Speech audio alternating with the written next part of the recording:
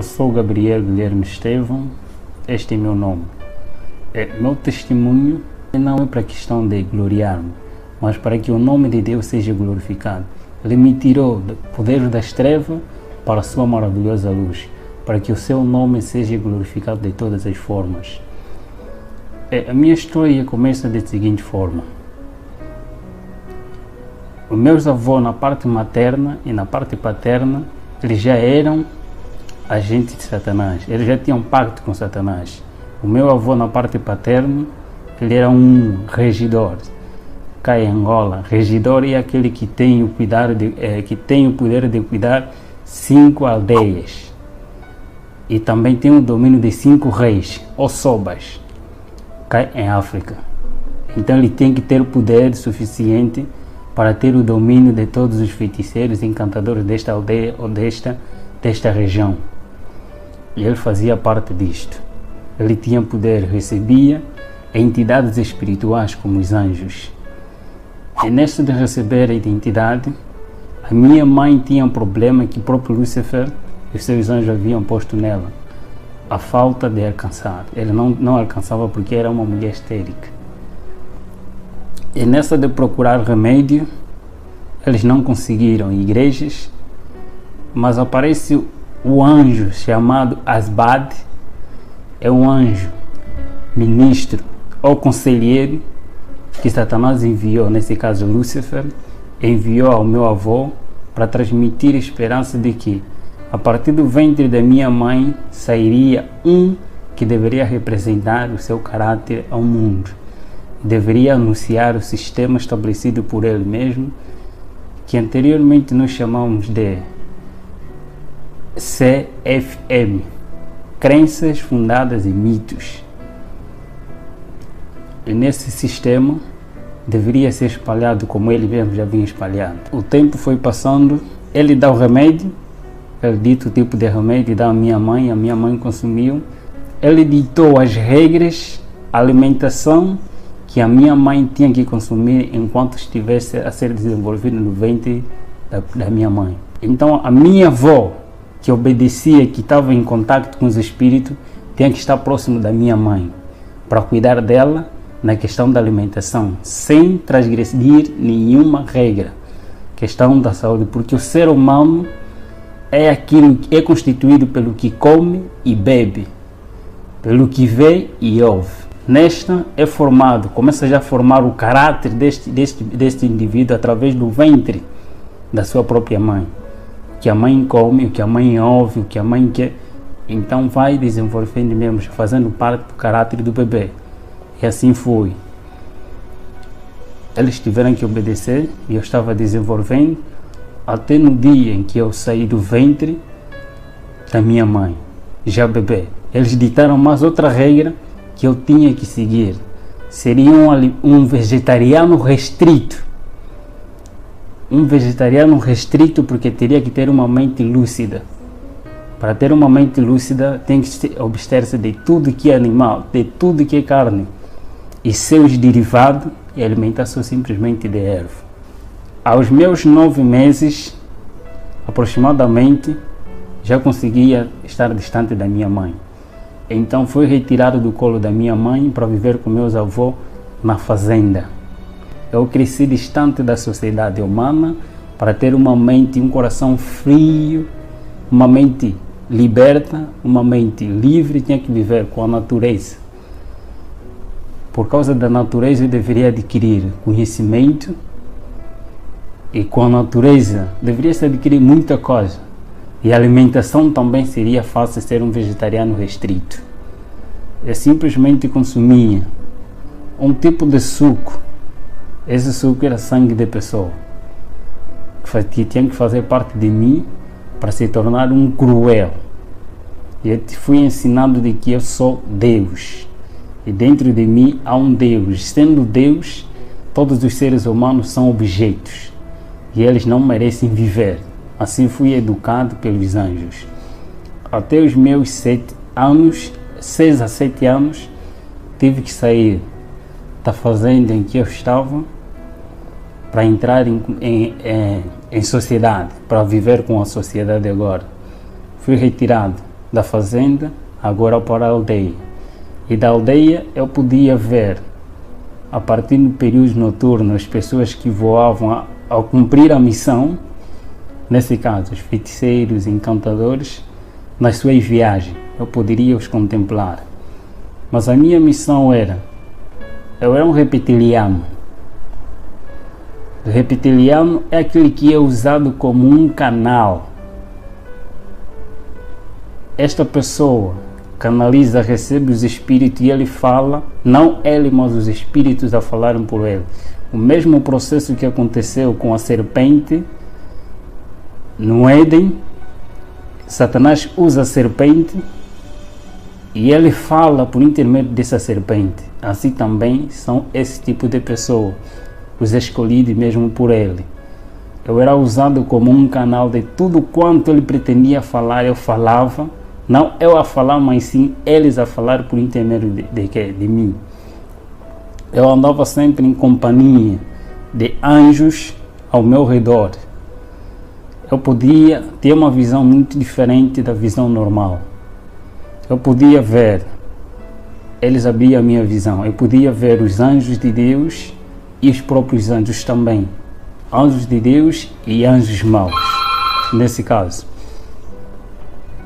E nesta andança, nesta convivência, eu fui obrigado a sair do lugar em que estava da província para uma outra província. A minha missão, eu teria que ser preparado para ser um escritor. Em Éfesos capítulo 6, versículo 12, aí fala a batalha. E a batalha que ele aí fala, disse que é nos lugares celestiais. Então a minha missão é trabalhar com a mente humana, ter o conhecimento cabal da mente humana. E nós estudávamos não só outros livros, mas também a própria Bíblia. Os teólogos estudam a Bíblia para defender, estudam a Bíblia para pôr em prática aquilo que eles aprendem, para adquirir o caráter de Cristo. Só que nós aprendíamos a Bíblia não para pôr em prática, mas para criar outro sistema estabelecido por eles mesmos, por o próprio Satanás. Deus usa um sistema e esse sistema está baseado no santuário. O santuário é o sistema que Deus utiliza para a salvação do ser humano. E Satanás, por sua vez, ele não cria coisa nova. Ele simplesmente imita aquilo que já está estabelecido. Ele não cria coisa nova. Então, a partir desse, Deus usa meios e métodos. Satanás também, por sua vez, usa meios e métodos. Eu vou me basear mais nas coisas que nós fazíamos, dos meios e métodos para adquirir o ser humano. Primeiro dos métodos que ele utiliza primeiro método é o método do apetite não controlado em todos os aspectos do ser humano. O apetite pervertido da natureza pecaminosa do homem, aquilo que ele adquiriu depois do pecado.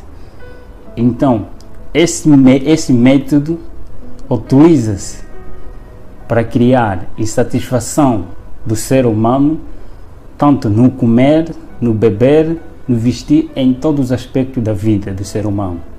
Não ter o controle do que entra e sai. Segundo método é o método da presunção, o Deus que habita no ser humano. O eu é um Deus dentro de nós e este domina o próprio ser humano, se não tiver controle. E o terceiro método é o método da adoração. Todo ser humano tem a tendência, por natureza, a adorar alguma coisa, porque o ser humano foi criado para adorar Deus. E na ausência de Deus, então cria-se vários objetos ou ídolos para que este ser humano adore. E afastando-se da verdadeira adoração, não importa que tipo de objeto ou coisa que você mais ama, este te aproxima a Satanás e não a Deus. Dos meios Temos o primeiro meio, a riqueza, que eles mesmos utilizam. A riqueza, tanto pobres e ricos são escravos dos desejos e da ansiedade de adquirir aquilo que eles não têm. Os pobres têm medo e receio da sua pobreza e eles lutam para adquirir aquilo que eles não têm. E os ricos, por sua vez, eles têm medo de perder o que têm e eles vão à luta, adquirir mais e mais para não perder o que têm e ter mais. Então todos eles tornam-se escravos de si mesmos. Insatisfeitos, a insatisfação toma posse das suas mentes e eles tornam-se escravos que não querem saber de quem os criou. Outro meio que é chamado a moda. Não importa que tipo de moda você segue, tanto a moda política, a moda econômica, a moda social, tipo de moda, eles criam para todo ser humano seguir um modelo e não um modelo verdadeiro, só para desviar a atenção do modelo verdadeiro que é Cristo, aquele que transmite o caráter verdadeiro no ser humano, retirar dele a imagem de Deus. E o terceiro meio é divertimento, é entretenimento. Neste é fazer com que o homem, o ser humano, passe mais tempo com as coisas banais do que com Deus. Vai gastando o seu tempo de vida que Deus lhe deu até se distrair e não ter chegar o seu tempo, não fazer nada. Então torna-se escravo até a morte. As 6 revoluções que irei falar aqui. Das 6 revoluções é lá onde se baseia todos os nossos ensinamentos que temos que seguir para o domínio deste mundo e preparar as pessoas não para a vinda de Cristo, mas para a vinda de Lúcifer, para receber não a Jesus, mas para receber a Lúcifer. E destas revoluções está primeiro uma revolução industrial. Essa revolução industrial é em todos os aspectos da vida. Anteriormente, as revoluções industriais em todos os aspectos, em todos os ramos da tecnologia, tanto na ciência e em todos os aspectos mesmo conforme estou a referir. Anteriormente, tanto carros, meios de comunicação eram com pouca aderência, mas por causa do tempo ele viu-se que os pobres é lá onde há mais camada que adoram a Deus em espírito e em verdade em relação aos de camada superior. Nesse caso foram obrigados a inventar-se mais coisas para a atração daqueles que adoram verdadeiramente a Deus através das mídias, em todos esses aspectos. E a segunda revolução está a se referir da revolução social, a inversão de valores sociais, de valores morais para a sociedade. Essa é a terceira revolução, a revolução sexual. Sexo livre para todos. A quarta revolução de drogas, tanto legais e ilegais, em todos os aspectos da vida. E temos também a outra revolução, a revolução religiosas, a inversão também de doutrinas em todos os aspectos da vida espiritual do ser humano, porque todo ser humano foi criado para adorar alguma coisa. E temos também a outra revolução, a revolução satânica, e aí a revolução satânica, a revolução do pacto satânico e ao mesmo tempo também revolução musical. Em todas essas revoluções, nós éramos obrigados a levar as pessoas, primeiro, a tirar as pessoas do mundo real para o mundo irreal. Nesse caso, é tirar as pessoas da lógica, do raciocínio aquele que Deus o criou, para adorar a Deus em espírito, em verdade. Quer dizer, que tem que passar por um culto racional, ele tem que estar bem convicto do que está a fazer. Então, para um culto emocional, tirar a pessoa do mundo real para o mundo irreal, tirar a pessoa do culto racional para o culto emocional. As pessoas são elevadas através das emoções, achando que a santidade é uma emoção, é arrebatamento de sentimentos, mas na realidade a santidade é obediência a Deus, não levantamento de emoções. Nós chamamos mortos-vivos todos aqueles que não têm Cristo em sua vida, como Senhor da sua vida, como Senhor e Salvador da sua vida. Então eles são cadáveres. Eles são mortos, mas ao mesmo tempo estão a viver. Porque quando Adão peca, Adão e Eva pecaram, eles foram destituídos da glória de Deus, foram destituídos da vida, mas eles continuaram a viver pela graça. E vivendo pela graça, sendo pecadores, cumprindo o que está escrito, ele vivia, mas ainda não tinha morte eterna, conforme a Bíblia dizia. Então todos estes que não têm Cristo são considerados como mortos, mas ao mesmo tempo vivos ainda. E todos aqueles que têm Cristo são considerados que têm vida. E eu fui educado, eu recebia, ocultei tanto a história, eu recebia Lúcifer várias vezes, visitava-me várias vezes para se revelar quem ele era. E nesse grande conflito, fui a pessoa mais infeliz do mundo. Fui a pessoa mais infeliz do mundo porque eu nunca sabia o que era paz. Eu não sabia o que é fazer o bem. Eu tinha um coração muito frio. Coração frio é aquele coração que não tem nem remorso, nem um ressentimento. Mais cruel que um pedófilo. Mais cruel que um psicopata. Podiam bater-me, dar-me na cara, mas eu não poderia reagir naquele momento. Mas bastava dizer, elimine os próprios anjos, ou então eles comandavam pessoas consagradas também para esta área, para eliminar esta pessoa. Tarde ou cedo ele tinha que morrer. Só era tocado esse tipo de pessoa se porventura esta pessoa não estava com Deus. Nós não éramos permitidos a tocar num cristão, nem que seja só mesmo nas vestes dele. Não estou, qualquer satanista testemunha isto. E os próprios anjos testemunham isto. Ninguém é permitido, nem o próprio anjo de Lúcifer é permitido tocar as vestes de um santo, de um homem consagrado a Deus. Não pode, sem a permissão de Deus. Nesse mesmo grande conflito, eu podia ver a presença de um anjo de Deus afugentar 10, 20, mais do que isso. Só mesmo a presença de um afugentava muitos que eram nós. E nessa questão, eu poderia sempre me interrogar: por que quando este aparece e estes somem?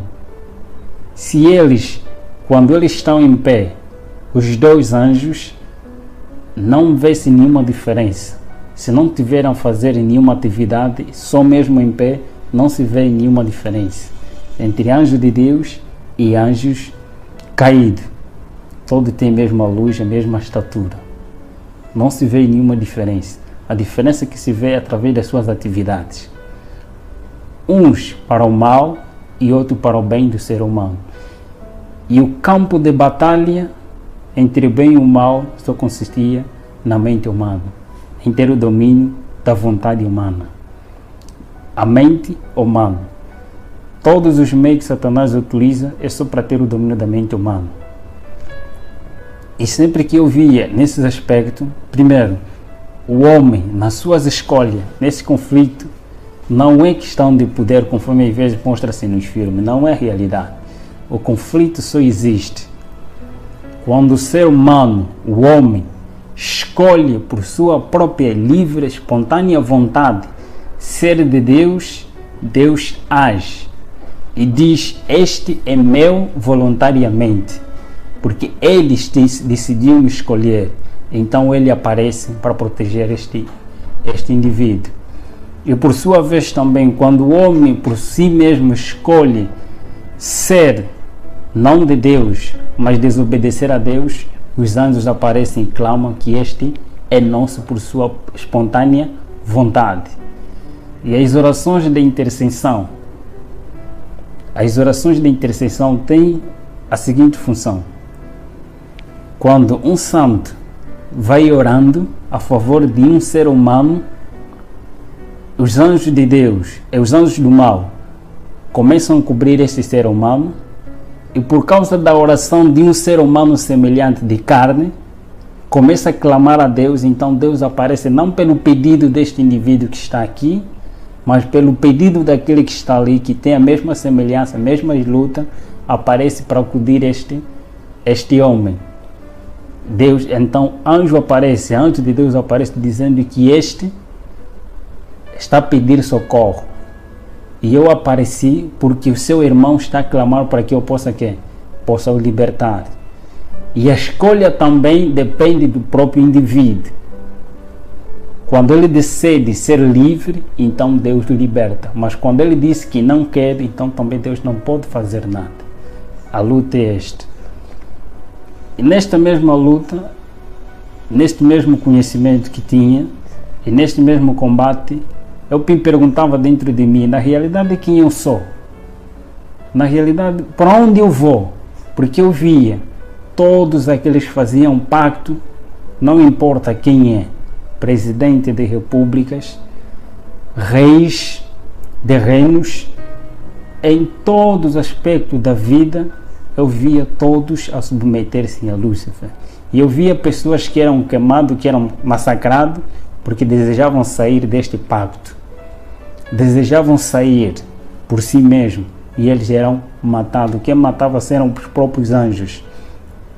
Quando o pacto é superior, então quem ataca são os próprios anjos mesmo. Eles assim mesmo matam, massacram. Eu tinha que ver isso para que um dia pudesse escrever, não para Deus, mas para que as pessoas sigam a Lúcifer. Nesta mesma luta, no grande conflito, eu podia testemunhar e eu queria conhecer qual é a origem, onde eu saí, para onde vou, quem eu sou, qual é a razão da minha existência. Eu perguntava aos companheiros, indagando a eles. Nesse caso, estava a referir os anjos que sempre andavam comigo, estavam sempre em minha companhia. Uma coisa que eles não gostam é quando o ser humano procura a verdade. Eles não gostam, torna-se incômodo. Eu procurava saber qual é a realidade, a verdade existente. Quem é o príncipe do outro lado? Quem é aquele que tem poder superior ao nosso soberano? Todos nós temos que submeter a ele.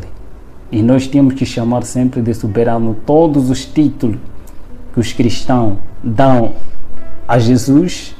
Então os satanistas dão mesmo também esses mesmos títulos a Lúcifer, sem nenhum erro. Nesta mesma luta, eu procurava saber qual é a realidade. Em uma missão, numa missão para destruir, visitar um casal missionário que estava num dos bairros. Nessa de ir ao encontro deles, logo, só nos aproximávamos, este anjo, eu era levado assim da seguinte forma: em qualquer lugar onde quer que eu vá, basta se tivéssemos assim, era uma transfiguração, era levado, transportado pelos anjos. Se eu quisesse que ir numa outra cidade e eles tinham que me cumprir, ele me levava, eu sumia do meio das pessoas em que eu estava e aparecia em outro lugar. Nesta mesma missão, ao ir ao encontro desta mesma pessoa, só que nós víamos a casa toda ela iluminada e por cima da casa um ser brilhante, muito excelente, que eu não poderia suportar viver naquela claridade. Nem os anjos que estavam comigo também foram obrigados a regressar. E eu perguntei dentro de mim, quem é aquele? Depois perguntei também a ele, quem é aquele? Eles responderam que aquele é o nosso maior inimigo. É proibido citar, no mundo em que estava, era proibido citar o nome de Jesus Cristo. Categoricamente proibido citar o nome de Jesus Cristo. E eu cresci,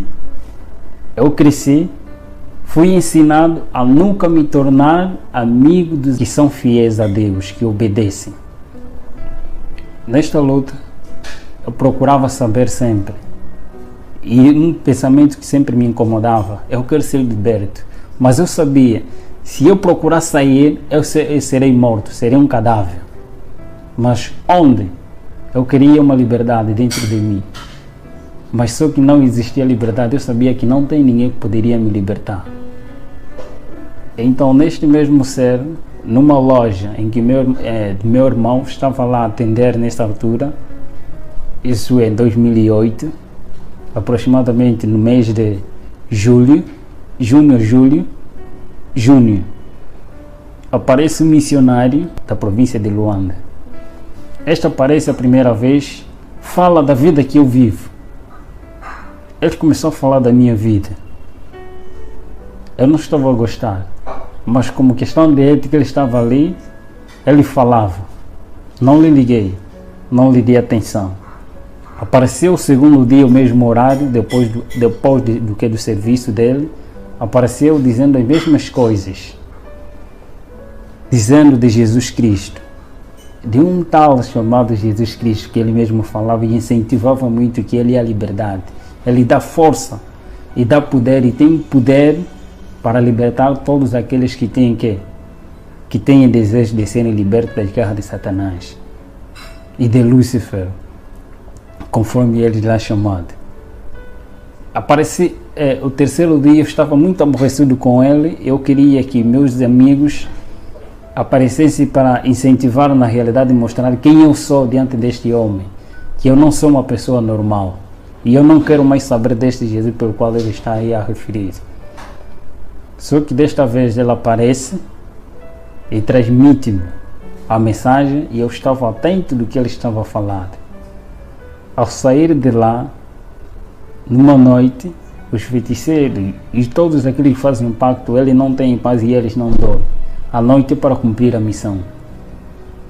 A noite é para reuniões, é para o culto, é para reunião, é para encontros no mundo.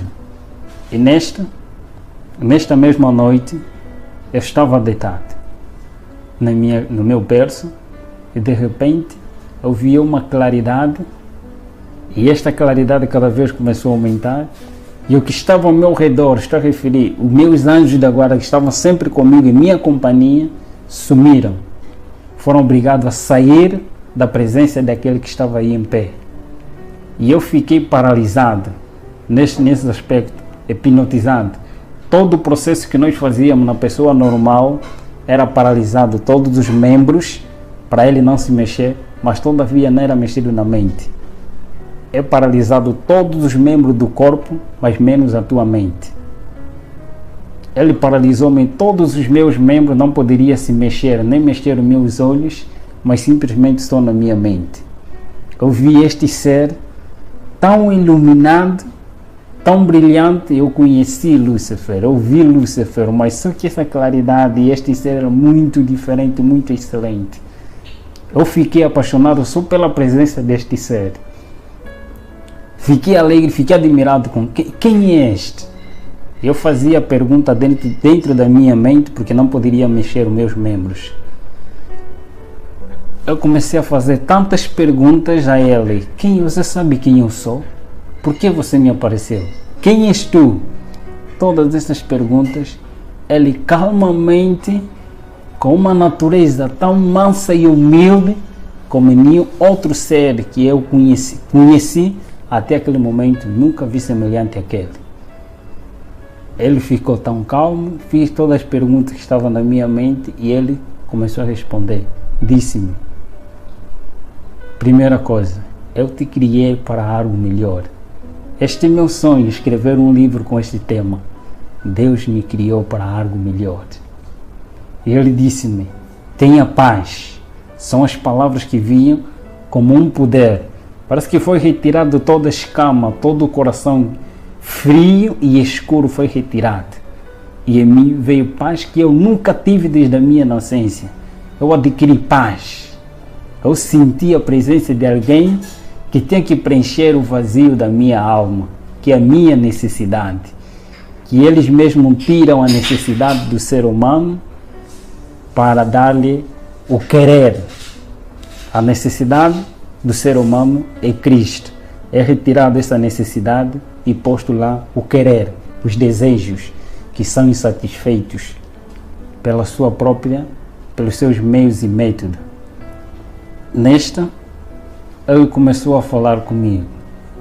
Ele começou a dizer que eu te criei para algo melhor. Eu sou aquele pelo qual você veio a combater. Eu sou aquele pelo qual eu permiti com que você matasse todos os meus servos, para que você mesmo, por si mesmo, testemunhasse quem eu sou. Você matou fulano de tal, você matou isso. Ele começou a detalhar-me. Eu disse sim, na realidade assim eu fiz. Ele começou a contar minha história da redenção, começando da história que eu já conhecia, mas contado de uma outra forma. Ele estava me contando de uma maneira correta. A história da redenção. Como é que Lúcifer caiu? Antes de Lúcifer cair, como é que ele caiu? Os mesmos sentimentos, tudo. Eu sabia dessas coisas e ele estava me fazendo lembrar de tudo isso. Eu disse: do outro lado, eu não vou falar porque você testemunha da vida que você vive, mas eu vou falar quem eu sou. Contou minha história toda, até o momento que ele morre na cruz, e ele mostrou-me as suas mãos. Eu sou aquele que veio para te libertar. Eu apareci porque você pediu com que eu aparecesse. Você quer liberdade, eu sou a liberdade. Você quer salvação, eu sou a salvação. Você quer um caminho a seguir, e eu sou esse caminho. Eu sou a vida. Você quer ter vida? Foi um ser que suas palavras eram encantadoras e eles não obrigam ninguém. Era uma pessoa com liberdade de escolha. Eu vi que ele deu a liberdade de escolha. A primeira opção que eu vi nele era um iniciante. Alguém onisciente. Onisciente, Lúcifer ele não é. E onisciente só tinha que ter alguém superior.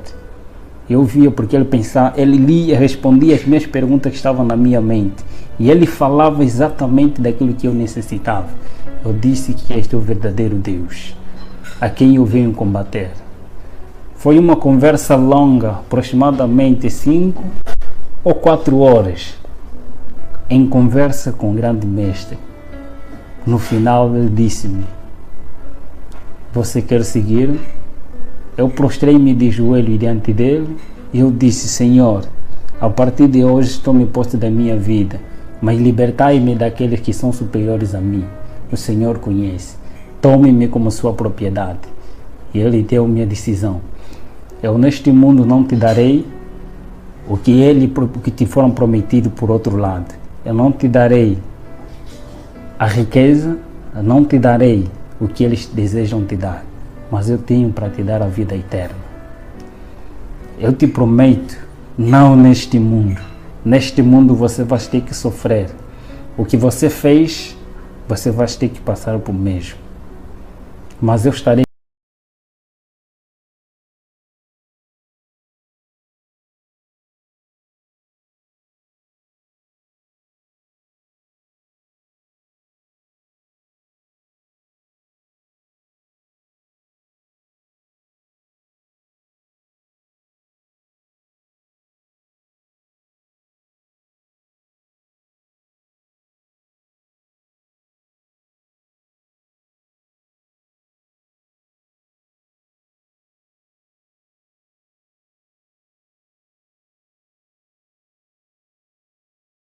você irás.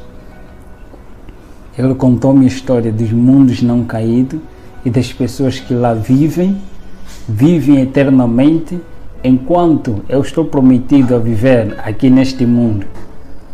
E teria o privilégio de viajar em todos os países sem pagar nada, viveria no país em que eu desejava, na capital em que eu desejava. Ele me prometeu a vida eterna, em viajar nos mundos não caídos, e teria um privilégio superior. Contou-me esta história e eu prostrei-me e ajoelhei. Por amor, eu disse: quero te seguir por amor e eu quero sofrer por ti. Entreguei a minha vida a Ele. A partir daquele momento em diante, depois de alguns dias, aparece o próprio anjo.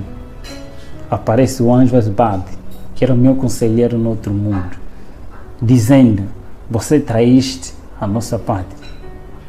Você foste traidor. Mas mesmo assim, o mestre ainda quer te receber. Quero que você renuncie o mestre que você aceitou. Eu disse naquele momento, foi uma conversa em que todas as coisas do quarto, todo o temperamento das coisas já não estavam mesmo bem. Era uma área muito quente naquele momento. Eu disse: eu tenho alguém superior a quem eu escolhi de momento. Eu penso que, de tanta conversa, eu disse simplesmente: em nome de Jesus Cristo, a quem eu escolhi, e Ele me prometeu ter a vida eterna, aquele que me ama com amor eterno e com amorável benignidade me tem atraído. Eu o aceitei por amor e eu quero sofrer por Ele. Vai e diga a Ele que eu já não quero servir, mas quero ser servo do Senhor. Ele sumiu. Quando eu disse em nome de Jesus Cristo, ele sumiu. Passa tempo, aparece o próprio Lúcifer. Aparece mesmo o próprio Lúcifer dizendo: filho, eu ainda não te abandonei. Ele não é amigo de ninguém. Ele não é amigo dos próprios companheiros. Ele não é amigo de ninguém. Ele finge de ser amigo, mas ele não é amigo de ninguém. Ele escraviza. E ele escraviza, ele engana as pessoas. Ele me apareceu com o mesmo engano. Eu já sabia quem ele era. Eu já sabia o que ele faz. E não tinha nenhum argumento para me convencer novamente. Eu disse simplesmente: eu tenho um novo Senhor e a Ele eu servirei. As únicas palavras que ele disse: então não viverás, você morrerás. E vais sofrer. Verás como é sofrer. Ele foi-se embora, pedindo, eu disse em nome de Jesus Cristo, clamando auxílio, e ele foi-se embora. Dali em diante, foi sofrimento. Começou as crises, que no outro lado eu não sabia, mas agora comecei a tomar. A partir, meu pai começou a retirar tudo que ele tinha, foi retirar tudo que ele tinha. Todas as pessoas que me apoiavam, que tinha na família, começou a retirar tudo para me ver na miséria. Mas eu sabia que Deus me prometeu que estaria comigo todos os momentos. Eu comecei a clamar a Ele. E eu testemunho em muitos lugares, nas igrejas, em nome de Jesus Cristo. E muitos que lá também fazem parte do pacto se convertem e entregam as suas vidas a Jesus. De agora em diante, eu sou missionário de Cristo. É meu sonho ser um escritor e pastor ao mesmo tempo.